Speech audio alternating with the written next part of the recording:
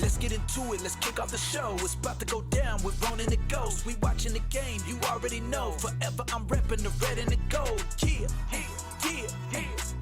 Hey, Ronan the Ghost. What's going on, y'all? It's Ronan the Ghost. I'm back once again to share with my thoughts on what the off-season moves should be. Again, if you like the video, please leave a like and subscribe to the channel. But we're going to go ahead and get into it. Today, we're going to talk about the mock draft I did. I did a first-round mock draft. I did all 7 picks on where I think the 49ers should go this offseason. I did a couple of them, actually. I went with the best options.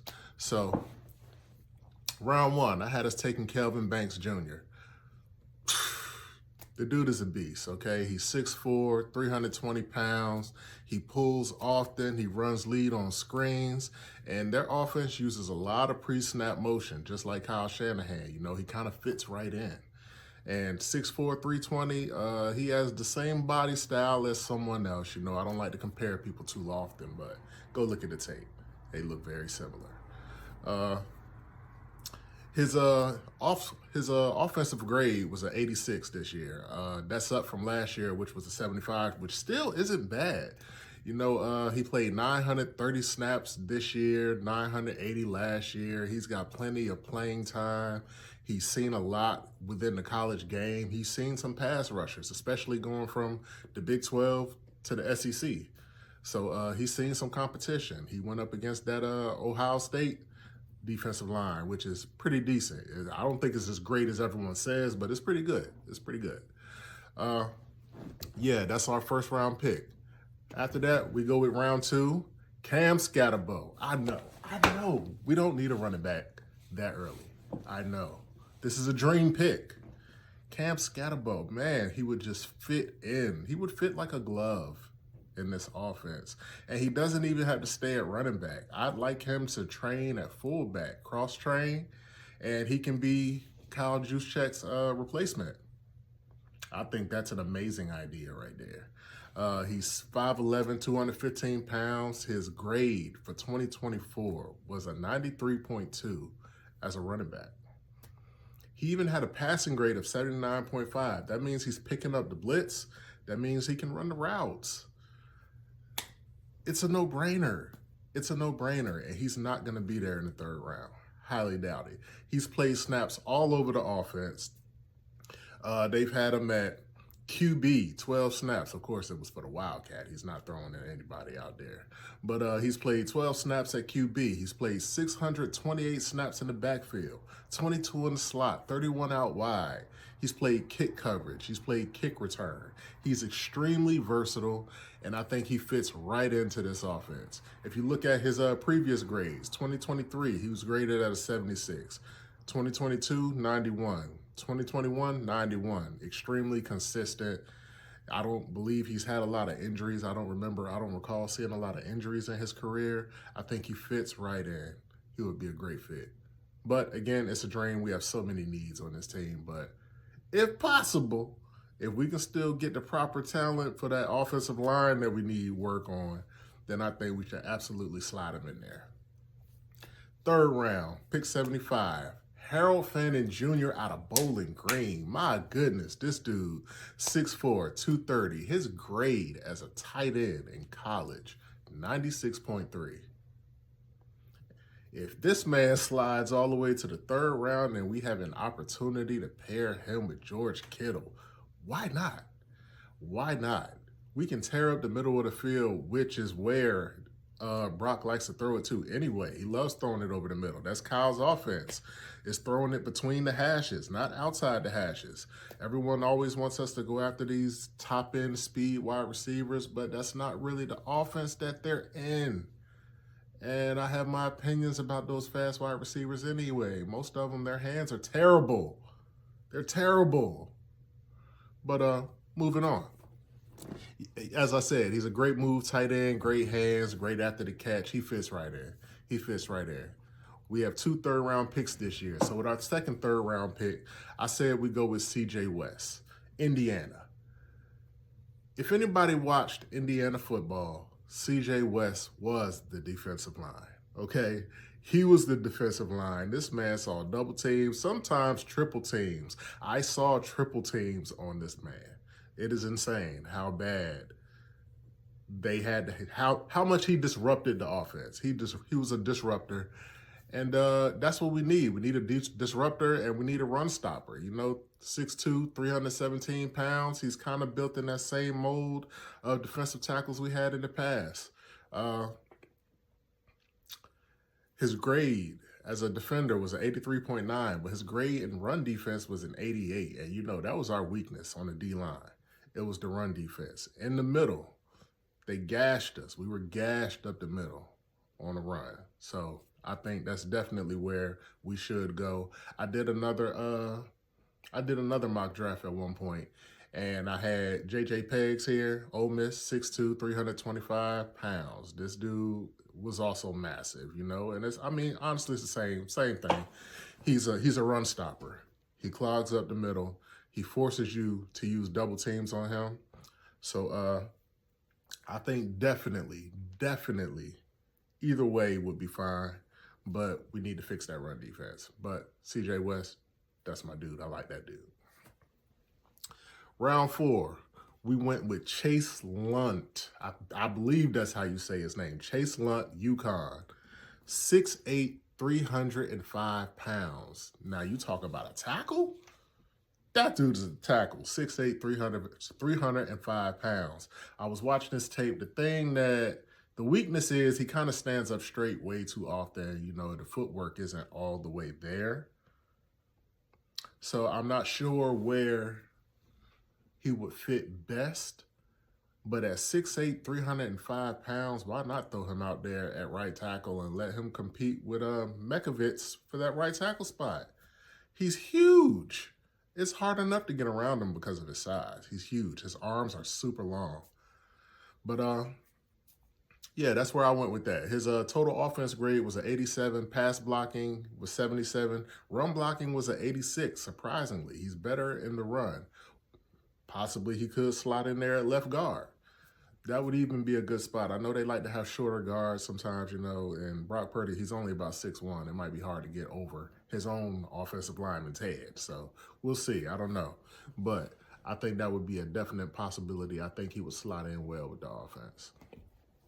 Round 4, I went with Jack Nelson. This is pick 137. Jack Nelson, Wisconsin. He's 6'7", 316 pounds. His offensive grade was a 79.8, and pass blocking was an 82. He can also slot in at tackle. You know, right tackle. If you can't put Lunt out there at right tackle, put him at guard and put Nelson out there right tackle. And I think he would fit in just fine. He looks great in pass protection. I was watching his tape. He went against top-tier competition up there in the Big Ten, you know, so I think he slots right in as well. With our second round 4 pick, I went with Curtis Rourke out of Indiana. Now, everyone's going to jump on this and be like, no, we have Brock Purdy and everything. I love Brock Purdy. I think Brock Purdy will be fine, but there's kind of a revolving door at our number 2 QB spot, you know, and I think we need to shore that up a little bit more, you know. I think if we go ahead, draft a QB that we can mold behind Brock, even if he leaves later on, if he gets a chance to play, we can kind of flip him for another pick, you know, and just kind of keep that train rolling. He's 6'5", 220 pounds. He's graded as a 90. His grade as a passer was a 90. He seems to be a typical pocket passer, but he has some sneaky athleticism, which was very similar to Brock. I saw a couple of plays where he took off and ran, and he outran a few defenders, you know. So I think he could, he can sneak up on some people with that. 5th round, you know, Kyle likes to take two backs in a draft. And with the way our backfield looked this year, we need 2 backs in the draft. You know, we finished the season with about 5 running backs on IR. It was bad.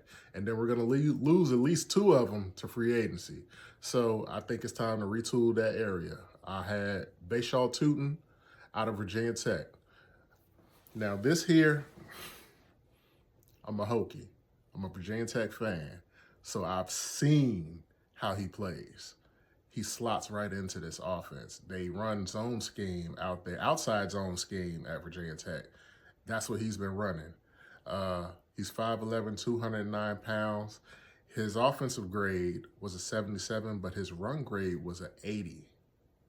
It was an 80 run grade. I don't remember his stat line for the season, but this was also an injury plagued year for the entire team. So the entire offensive line was it was in and out. So it was a down year for him. But even in a down year, he was still very dynamic. He made a lot of plays. He played 24 snaps in the slot, 11 at wide, 4 at return. He's very versatile, and we know Kyle likes versatile players. So I think he could slot into the offense very well. Another pick I thought about at this spot was Dylan Carnell out of Missouri. 6'2", 218 pounds. He's a safety. Now, his defensive grade was a 76, and his coverage grade was an 81. He's great in coverage.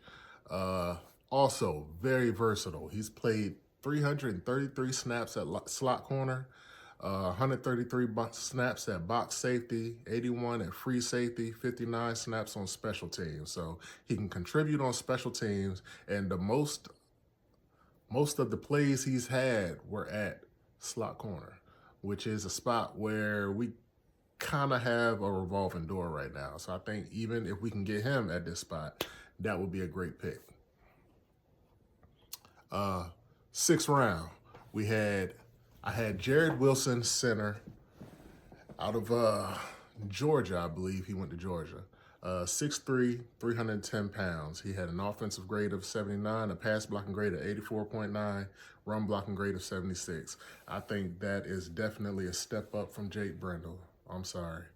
Jake Brendel, he was a liability on the offensive line this season, so I believe at the skill level it seemed like he played at, we might as well have a rookie in there making those same mistakes, because as a veteran, some of the mistakes he made, he shouldn't be making. He just absolutely shouldn't. I think Jared Wilson would be an upgrade, even as a 6th round pick. 7th round, I think this pick would be if we decided that we wanted to go to a 3-4, an edge at the 3-4 position would be David Walker. Central Arkansas. He went to a Division II school, 6'2", 260. This dude was a beast in Division II, okay?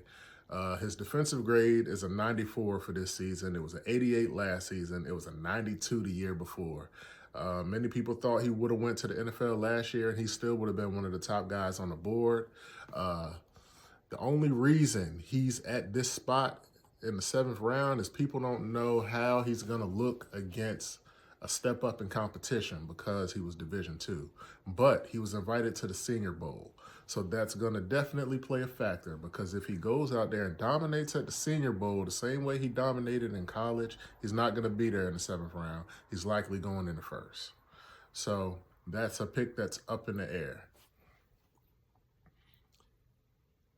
I also had at this pick Nazir Stackhouse out of Georgia, also 6'3", 320 pounds. He's a run defender. He's a big body. He's someone else that can clog up the middle. I had us go about 3 deep in this draft with that position so that we can make sure, even when guys are taking breaks, you got somebody to slot in there. This is my mock draft. Tear it up. Do what you're going to do. Tell me what you think. Leave a comment. Thanks. I'll holla at you. Hey, whoop, keeping it going, it ain't over. Football fanatic and a former soldier, Ronin the Ghost, and we about to show you the greatest show. Thought that I told you, hey, yeah, Ronin the Ghost. Till next time.